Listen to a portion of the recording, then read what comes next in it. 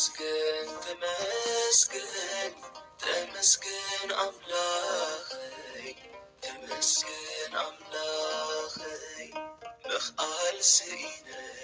بزحو ملالي بأخا أملاخي تشفي مودا.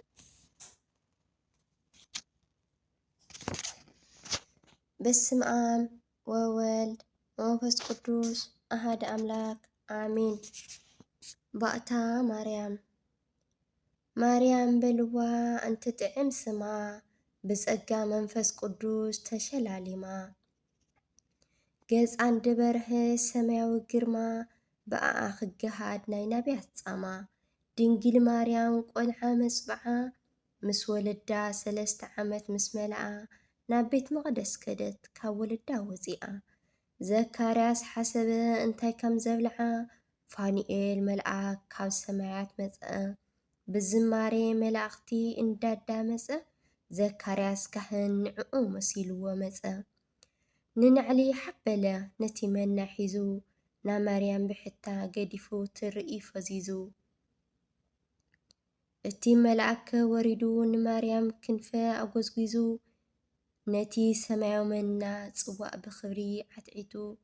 ክምግብ ፈለመ ንማርያም ብኢዱ ፈትፊቱ ዘካርያስ ምስ ረአየ ናይ መላእኽቲ ተኣምራቱ ንድንግል ፈቐደላ ናብ ቤት መቕደስ ክትኣቱ ንድንግል ፈቐደላ ናብ ቤት መቕደስ ክትኣቱ አሜን አሜን። ናትየይ እንኳን ተወለድካ ናትየይ እንኳን ተወለድካ ዕድመን ጥዕናን ህቡ ዘመንካ ይባረኸልካ ቅድስት ማርያም ጽላል ትኾንካ ባእተ ማርያም መዓልቲ ቤተ ቅድስት ዕለት ካብ ኣዲኻ ተወለድካ ካብ ጸልማት ናብ ብርሃን እግዚአብሔር አምላክ ብጥበብ ይዕብልኻ ናትየ ማዕረይ ዘመንኻ ይባረኸልኻ ወዚ ብጣዕሚ ልፎቴክ ይለኸበረልኺ ብጥበቡ ይዕብልኽ ዛንቤተይ ኩሉ ግዜ ደሞ ጽላል ትኹኖ ናትየ ማዕረይ እንኳን ተወለድኻ ናትየ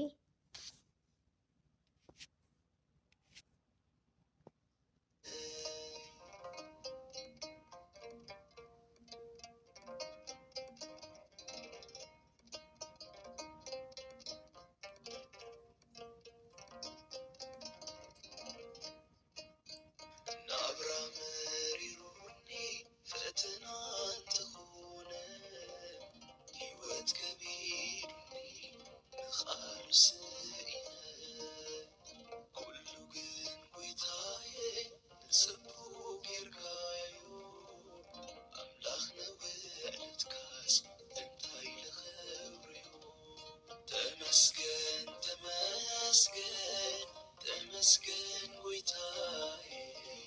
تمسكن ويتاي تمسكن تمسكن تمسكن أملاخي تمسكن أملاخي